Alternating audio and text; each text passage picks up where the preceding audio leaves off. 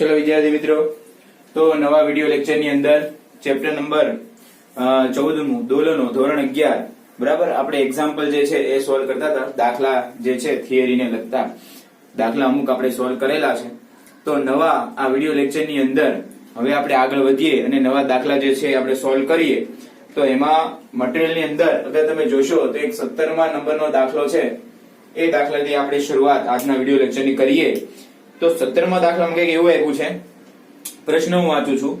એક રેખીય સરળ આવર્ત ગતિ માટે જ્યારે દોલક મધ્યમાન સ્થિતિથી y1 અને y2 જેટલા અંતરે હોય ત્યારે તેની ગતિ v1 અને v2 છે. તો બતાવો કે દોલનનો આવર્તકાળ, મતલબ એક સાબિતીનો દાખલો છે અને તમારે સાબિત કરવાનું છે t = 2π અંડર રૂટ ની અંદર બ્રેકેટ છે y2 નો સ્ક્વેર માઈનસ y1 નો સ્ક્વેર ના છેદમાં v1 square minus v2 square, v1 square minus v2 square અને બ્રેકેટ કમ્પ્લીટ કરેલ છે.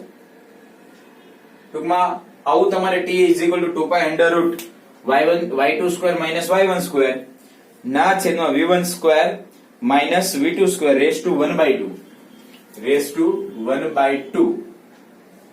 આવું તમારે સાબિત કરવાનું છે. પ્રશ્નમાં એવું કીધું છે કે આવર્તકાળ સ્થાનાંતર જે છે એ y1 અને y2, એની સામે એનો વેગ જે છે એ v1 અને v2 તમને આપેલું છે.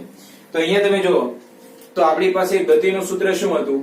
તો કે v = ± omega under route a² minus y² હતું. અચ્છા, પ્લસ ઓર માઈનસ ની કઈ આપણે જરૂર નથી. બે અલગ અલગ કણ માટે લખો, કારણ કે સ્થાનાંતર y1 y2 અલગ અલગ આપ્યું છે ત્યારે વેગ v1 v2 છે. તો અહીંયા v1 કરશો તો plus or minus omega under route a² minus y1² થઈ જાય અને v2 લખશો તો v2 = plus or minus omega under route તો કે a² માઈનસ y2² થઈ જાય. ઓકે, હવે આપણે શું કરીએ તો કે બંને જે પદ છે એનો વર્ગ કરીએ. શું કરીએ? બંને પદ છે એનો વર્ગ કરીએ અને v1 માઈનસ v2 કરીએ, કારણ કે એ પ્રશ્નમાં v1 માઈનસ v2 નો સ્ક્વેર છે. એટલે આપણે શું કરીએ?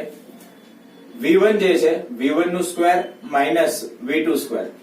અચ્છા, તો આનું તમે સ્ક્વેર કરશો તો અહીંયા શું વધશે? પેલા v1 નું તમે સ્ક્વેર કરો તો અહીંયા વધશે ઓમેગા સ્ક્વેર.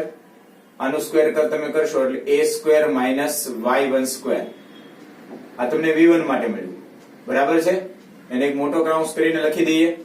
એ રીતે v2 માટે લખશો તો વચ્ચે માઈનસ ની નિશાની છે એટલે માઈનસ, સેમ આવી જ રીતે ઓમેગા² a² માઈનસ y2 નો સ્ક્વેર. આ બ્રેકેટ તમારું કમ્પ્લીટ. ચલો બ્રેકેટ તમે ઓપન કરો. v1² માઈનસ v2² બરાબર અહીંયા શું વધ્યું તો કે ઓમેગા² a² માઈનસ ઓમેગા² y1² બરાબર. અહીંયા માઈનસ ઓમેગા² a² માઈનસ, હજી આ માઈનસ એટલા માટે ઓમેગા² y2². ક્લિયર? અહીંયા તમારું બ્રેકેટ કમ્પ્લીટ. હવે આપણે શું કરીએ? આ બ્રેકેટ બી ઓપન કરીએ. v1² માઈનસ v2² = ચલો અહીંયા શું omega a² minus omega y1² minus omega a² plus omega y2². અચ્છા, omega a² plus omega a² minus cut થઈ ગયું. v1² માઈનસ v2² = અહીંયાથી ઓમેગા² y1² ઓમેગા2² y2². મારે y2 માઈનસ y1 જોઈએ છે, બરાબર. એટલે ઓમેગા y2² ઓમેગા² y2² એમાંથી ઓમેગા² આપણે કોમન કાઢી નાખીએ તો y2² માઈનસ y1² તમારી પાસે વધે.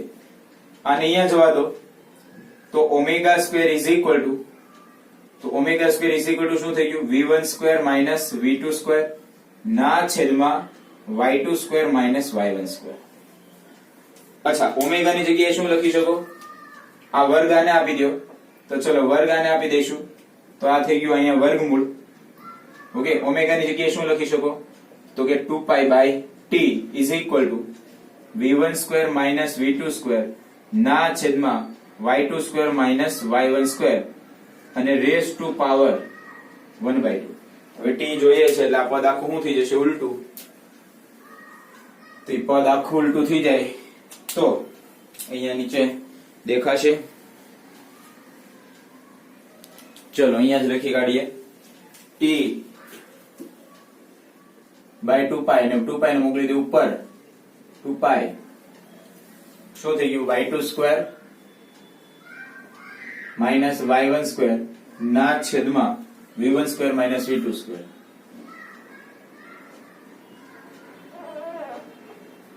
બરાબર. અને રેસ ટુ પાવર તમને 1/2 આપેલું છે જે વસ્તુ સાબિત થઈ છે. ઓકે, તો પ્રશ્નની અંદર આવું કંઈક છે. આ એક પ્રશ્ન જોવો પછી આપણે આગળ વધીએ. ચલો વિદ્યાર્થી મિત્રો, નેક્સ્ટ જે પ્રશ્ન છે એ 18 નંબરનો પ્રશ્ન કંઈક આવો છે. પ્રશ્ન વાંચે છે તો બે લોલક જે છે એનો આવર્તકાળ તમને આપેલો છે. એક લોલકનો આવર્તકાળ જે પ્રથમ લોલક છે એનો આવર્તકાળ તમને t આપ્યો છે અને જે બીજું લોલક આપ્યું છે એનો આવર્તકાળ 5t/4 આપ્યો છે. બરાબર. હવે તમને એવું કીધું છે કે તેમના ગતિપથના મધ્યમાન સ્થાનેથી એક સાથે દોલનની શરૂઆત કરે છે. જ્યારે કેપિટલ T આવર્તકાળ ધરાવતા દોલકનું એક દોલન પૂર્ણ થયું હોય ત્યારે તેમની કળા જે છે એનો તફાવત તમારે ગોતવાનો છે. એટલે એવું કહે છે કે પ્રથમ જે છે એનું આવર્તકાળ t તમને આપેલો, જ્યારે t આવર્તકાળ ધરાવતા દોલકનું એક દોલન, એટલે આ જે દોલક છે પ્રથમ નંબરનું એનું એક દોલન પૂર્ણ થાય તો જો કળાનો જે તફાવત સર્જાય એ કળાનો તફાવત જે છે એની ગણતરી તમારે કરવાની છે. હવે આપણે બંને લોલક જે છે એનો આવર્તકાળ આપ્યો છે, કેપિટલ T આવર્તકાળ આપ્યો છે, એનો મતલબ શું થાય તો કે લોલક જે છે એમાં તમે ખરેખર જોવો તો માની લો કે અહીંયા લોલક એટલે મધ્યમાંશ થયું એટલે એકવાર અહીંયા જાય પાછું આવે પાછું આમ જાય પાછું આમ, મતલબ તમારી 4 સ્લોટમાં ગતિ થાય એવી આપણે ડિસ્કશન લાસ્ટ લેક્ચરની અંદર પણ આપણે કર્યું છે. તમારી ગતિ 4 ભાગની અંદર થાય. કેટલા ભાગની અંદર થાય? 4 ભાગની અંદર. તો માની લો કે તમે અહીંયાથી શરૂઆત કરો છો, બરાબર, અને લોલક અહીંયાથી પાછું અહીંયા આવે તો એને જે સમય થાય એને આવર્તકાળ કહેવાય. હવે અહીંયા પ્રારંભિક કળા તમારે ક્યાંક ને ક્યાંક વિચારવી પડશે બંને માટે. આપણે એવું માનીને ચાલવાનું કે પ્રારંભિક કળા શું છે? 0 છે. પ્રારંભિક કળા તમારે 180 રાખીને ચાલુ હોય તો પણ ચાલી શકો, 180 રાખીને ચાલુ હોય તો પણ ચાલી શકાય કે ગતિ બંને દોલક જે છે એની ગતિ તમારે ભાઈ પાઈ થી શરૂઆત થાય છે. પણ આપણે એવું ન કરતા સરળતા ખાતર શું કરીએ છીએ કે બંને જે છે એની પ્રારંભિક કળા એટલે કે બંને પ્રારંભિક કળા જે છે એ આપણે શું ધારીએ છીએ તો કે ફાઈ. બરાબર છે. ચાલો, એટલે ફાઈ એટલે કે ફાઈ ની કિંમત આપણે ધારી છે 0. પ્રારંભિક કળા અત્યારે શું ધારી છે? 0. બંને પ્રારંભિક કળા એટલે કે ફાઈ બરાબર 0 થી જ પોતાની ગતિની શરૂઆત કરે છે. હવે આપણે શું કરીએ તો કે સમય જે છે પહેલું જે લોલક છે એને આવર્તકાળ પૂર્ણ કરતા t સમય લાગે છે અને બીજા માટે સમય લાગે છે તમારે 5t/4. એટલે આપણે શું કરીએ બંનેનો કળા જે છે એ ફાઇન્ડ આઉટ કરીએ. કળા તો કળા તમે જો એટલે કે થીટા ઓમેગા * t સૂત્ર થાય. θ1 તમે ગોતો, પ્રથમ માટે તમે ગોતો છો. કોના માટે? પ્રથમ દોલક માટે. ઓમેગા ની કિંમત તમે શું લખી શકો તો કે 2π/t અને એક દોલન પૂર્ણ કરવા માટેનો સમય એટલે કે t. ઓકે, એટલે t તમારું કેન્સલ થઈ જાય એટલે θ1 જે છે એ તમને કેટલું મળ્યું તો કે 2π પહેલા દોલક માટે. બરાબર. એવી ને એવી રીતે તમે કળા તમે બીજા દોલક માટે ગોતો તો θ2 ઓમેગા t થઈ જાય. t તમારે બંનેમાં સમાન જ રાખવાનો કારણ કે t જેટલા દોલન માટે એને કીધું છે. હવે ઓમેગા ની કિંમત ફરીવાર 2π/t તમે લેશો. અચ્છા, અહીંયા તમને એવું કીધું છે કે કેપિટલ T જે છે પેલા 2π/t તમે લખો અને સ્મોલ t ની કિંમત તમે કેપિટલ T કરો. પણ બીજા દોલક માટે તમને આવર્તકાળ કેટલો આપ્યો છે તો કે 5t/4. એટલે તમે અહીંયા 2π એમ રાખશો, અહીંયા 5t/4 4 * t થઈ ગયું તમારે. એક કામ કરો, આ t તમે કેન્સલ કરો. બરાબર, આ થઈ ગયું 8. તો θ2 જે છે એની કિંમત કેટલી થઈ ગઈ તો કે 8π/5. આ તમારે θ2 જે છે એની કિંમત તમને મળી. હવે તમારે શું જોઈએ છે તો કે કળાનો તફાવત જે હોય એ તમારે જોઈએ છે. તો કળાનો તફાવત એટલે કે ડેલ્ટા થીટા તમે શું કરશો તો કે θ2 - θ1 જે છે એ આપણે કરીશું. અચ્છા, પહેલા કેટલું હતું તમારી પાસે 2π, સોરી અહીંયા તમારે θ1 - θ2 θ1 માઇનસ થીટા 2 તમે કરશો, પહેલા તમને થીટા કેટલું મળે છે તો કે 2π, તો delta theta is equal to 2π. હવે તમને કેટલું મળ્યું તો કે 8π/5, તો માઇનસ 8π/5 અને મલ્ટીપ્લાય કરો એટલે delta theta is equal to 10π minus 8π/5 થાય. એટલે ડેલ્ટા થીટા ની કિંમત જે છે એ 2π/5, કળા જે છે એ તમને કેટલી મળી તો કે 2π/5 જેટલી કળા તમને મળી. તમારે સમજવાનું અહીંયા છે, મેં પ્રારંભિક કળા મેં 0 લીધી છે એટલે બંને એક જ સાથે દોલન કરે છે, શરૂઆત કરે છે એવું થાય. પછી મેં એવું કર્યું છે કે એક દોલન પૂર્ણ થવા માટેની કળા જે છે એ બંને દોલકની ગોતી છે, આ થીટા 1 માટે થીટા 2 માટે. થીટા જે છે એ કળા, ઓમેગા જે છે આવૃત્તિ, કોણીય આવૃત્તિ, અને ટી જે છે એ સમય, તો બંને માટે સ્મોલ ટી ની કિંમત કેપિટલ ટી, એટલે એક ટી દોલન કરવા માટે જે કોઈ ખૂણો બને એ, તો પ્રથમ દોલક માટે 2π, દ્વિતીય દોલક માટે 8π/5, અને જે તફાવત તમને ગોતવાનો કીધો છે એ 1 - 2, ખાસ યાદ રાખજો 1 - 2 તમે કરશો એટલે તમને 2π/5 તફાવત મળશે. ઓકે, ચલો વિદ્યાર્થી મિત્રો, તો નવો જે પ્રશ્ન છે, નવો જે દાખલો છે, ખૂબ જ ઇન્ટરેસ્ટિંગ એવો દાખલો છે. દાખલામાં કંઈક એવું આપ્યું છે, 19 નંબરનો દાખલો મટીરીયલ ની અંદર, અને દાખલાની અંદર કંઈક એવી રીતે આપેલું છે કે એક સરળ આવર્ત દોલકનો આવર્તકાળ તમને કેપિટલ ટી આપ્યો છે. એક સરળ આવર્ત દોલક તમારી પાસે છે જેનો આવર્તકાળ તમને કેપિટલ ટી આપ્યો છે. નિયત બિંદુથી શરૂ કરી અને 3/8 જેટલા દોલન પૂર્ણ કરવા કેટલો સમય લાગે? તો તમને પ્રશ્નની અંદર એવું આપી દીધું છે કે આવર્તકાળ કેટલો છે તો કે કેપિટલ ટી જેટલો છે. હવે નિયત બિંદુથી કેટલા દોલન પૂર્ણ કરવાના છે? તો પૂર્ણ થતા દોલનોની તમને આપ્યા છે 3/8 જેટલા. તો કેટલો સમય લાગશે, મતલબ તમારે સમય જે છે એની ગણતરી કરવાની છે. કેટલો સમય 3/8 જેટલા દોલન પૂર્ણ કરવા માટે કેટલો સમય લાગશે?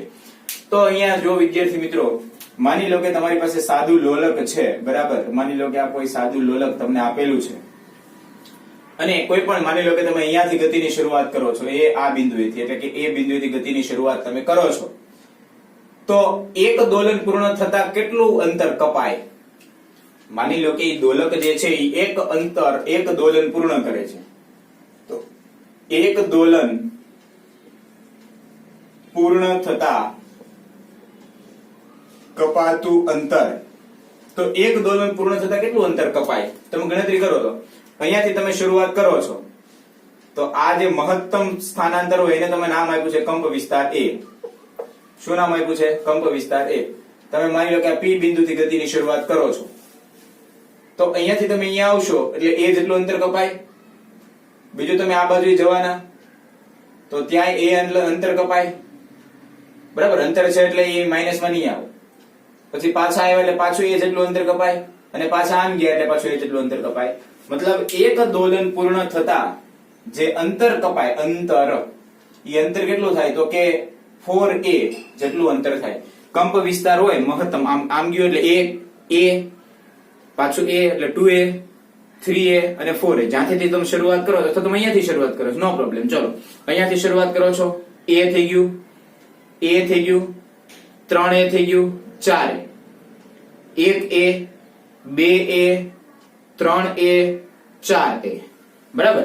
એટલે એક દોલન પૂર્ણ કરતા અંતર કેટલું કપાય તો કે 4a જેટલું કપાય. તો આપણી પાસે કેટલા દોલન છે? તો એક દોલન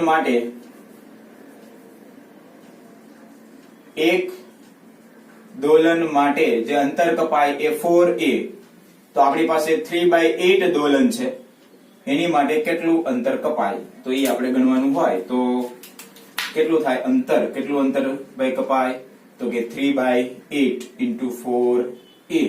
અચ્છા, 8 2 જરા 2 કટ થઈ ગયું, એટલે અંતર જે છે, સોરી 4 2 જરા 8, ઓકે, એટલે અંતર જે છે કેટલું કપાશે તો કે 3/2a જેટલું અંતર કપાશે.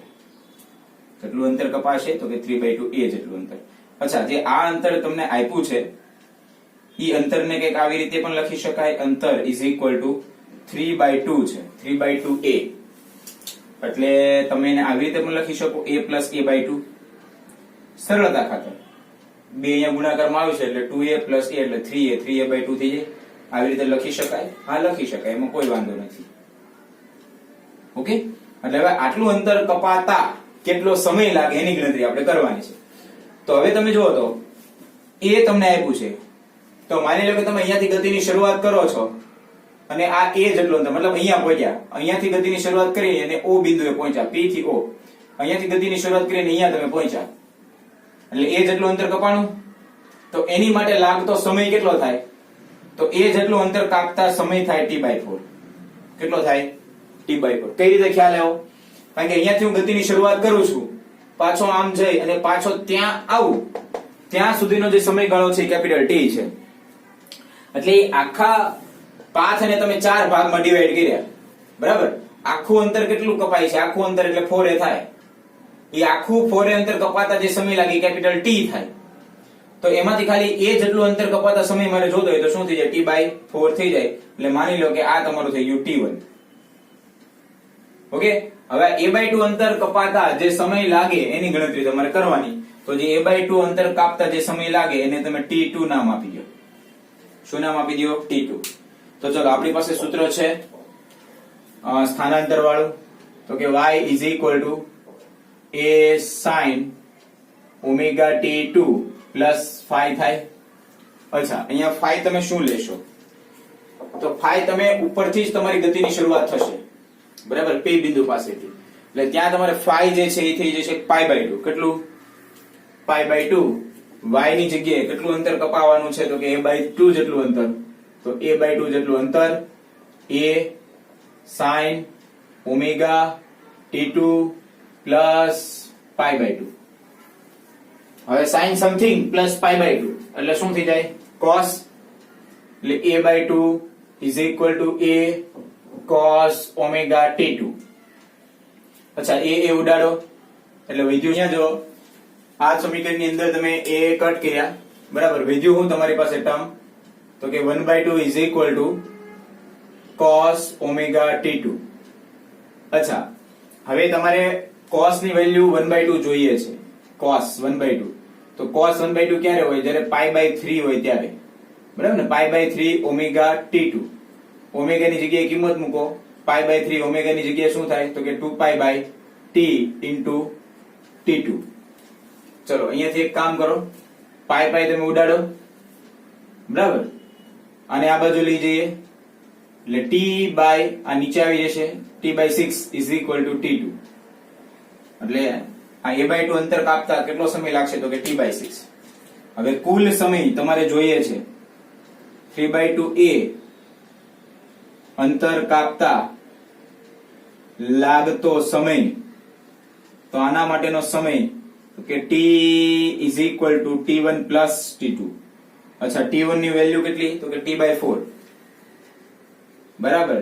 t2 ની વેલ્યુ કેટલી? તો કે t/6. અચ્છા, આની તમે ગણતરી કરશો એટલે તમને ફાઇનલ જે t જે છે એ મળી જશે 5t/12. લસા લઈને તમે કરશો એટલે 5t/12 કુલ સમય સેકન્ડ તમને આટલો મળશે. ઓકે, 3/2 3/8 દોલન માટે કીધું હતું એટલે અહીંયા 3/8 આવે એટલે અંતર કપાય છે 3/2a આવી જાય એટલે a plus a/2 કરી શકું. a માટે t/4 લઈ લીધું, a/2 માટે મેં t2 સમય ધાર્યો છે. પછી આપણા સૂત્રમાં મૂકી અને ગણતરી આપણે કરેલી છે. ચલો નેક્સ્ટ એની પછીનો પ્રશ્ન છે, એમાં કંઈક આપણને એવું આપ્યું છે કે સરળ આવર્ત દોલક કરતા એક દોલકનો કંપ વિસ્તાર a છે. જ્યારે આ દોલકનો ગતિપથ મધ્ય બિંદુ y અંતરે હોય ત્યારે તેની ગતિની દિશામાં એક ફટકો મારીને તેનો તાત્ક્ષણિક વેગ બમણો કરવામાં આવે છે. તો નવો કંપ વિસ્તાર જે છે એ તમારે શોધવાનો છે. તો પહેલા તાત્ક્ષણિક વેગ, પ્રશ્ન નંબર તમને 20 છે. પ્રથમ જે તાત્ક્ષણિક વેગ જે છે એને v ધારો, પ્રથમ જે કંપ વિસ્તાર છે એને a ધારી લો, બરાબર?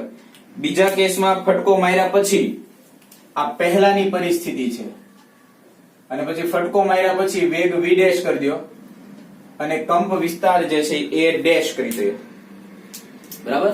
અને પ્રશ્નની અંદર આપણને એવું આપ્યું છે કે v dash is equal two 2v થાય છે. નવો વેગ તમને એવું આપ્યું છે, નવો વેગ જે છે એ બમણો કરવામાં આવે છે.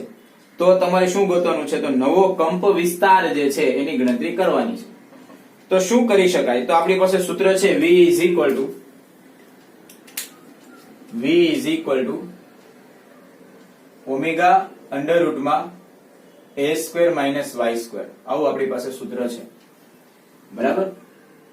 એક કામ કરીએ, ચલો અહીંયા v છે તો omega a square minus Y square આપણે લખી દીધું. v ડેશ હોય તો omega under root a dash square minus Y square થઈ જાય. ચલો હવે આનામાં v ડેશ જે છે એની કિંમત તમે મૂકી દો તો v ડેશ ની કિંમત શું છે તો કે 2v is equal to omega under root a dash square minus Y square. એટલે તમને બે સમીકરણ કઈક આવા મળ્યા. એક આ સમીકરણ, બરાબર, અને એક આ સમીકરણ. અચ્છા ચાલો હવે શું કરીએ તો કે બંને સમીકરણ જે છે એને બંને બાજુ વર્ગ કરી અને સરખાવીએ. શું કરીએ? બંને સમીકરણ જે છે એનો વર્ગ કરીએ અને બંનેને સરખાવીએ. તો અહીંયા તમે વર્ગ કરશો એટલે આ સમીકરણ થઈ ગયું v સ્ક્વેર બરાબર omega square into bracket a square minus Y square. અચ્છા અહીંયા વર્ગ તમે કરશો એટલે 4v square is equal to omega square, અહીંયા આવી ગયું a dash square minus Y square. Okay, હવે ગુણોત્તર લેવો, ગુણોત્તર લઈ લઈએ. ચલો બંનેનો ગુણોત્તર લઈ લઈએ. ગુણોત્તર લેશો તો v સ્ક્વેર કટ થઈ જાય.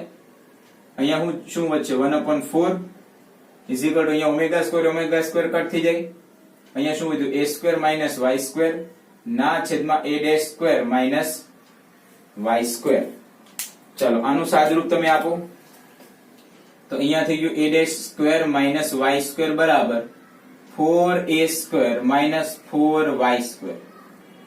અચ્છા મારે a ડેશ સ્ક્વેર જોઈએ છે તો a dash square is equal two 4a square minus 4y square, એમાં પ્લસ કરો એટલે માઇનસ 3y સ્ક્વેર. ઓકે, એટલે a ડેશ સ્ક્વેર ની કિંમત તમને કઈક આવી મળી 4a square minus 3y square. હવે વર્ગ તમે આને આપી દેશો તો a ડેશ બરાબર અંડર રૂટ ની અંદર 4a square minus 3y square, આવું તમને નવો પ્રવેગ જે છે એ તમને મળી જશે. તમે ખરેખર જોવા જાવ ને તો અહીંયા એવું કીધું છે કે બમણો થાય છે તો અહીંયા 4a આવે છે અને અહીંયા 3 આવે છે એટલે અહીંયા 2n a સ્ક્વેર એવું લખી શકાય અને અહીંયા અથવા તો n સ્ક્વેર લખી શકાય કારણ કે n ની જગ્યાએ 2 મૂકો એટલે 4 અને અહીંયા n - 1 લખી શકાય. ઓકે, એવું તમને સમીકરણમાં શોર્ટકટ એક આપી છે પણ ટૂંકમાં આવી રીતે એની ગણતરી તમે કરી શકો છો. બધા સાબિતી વાળા જ દાખલા અત્યારે આપેલા છે. ચલો આટલું જોઈ લો પછી આપણે આગળ જઈએ.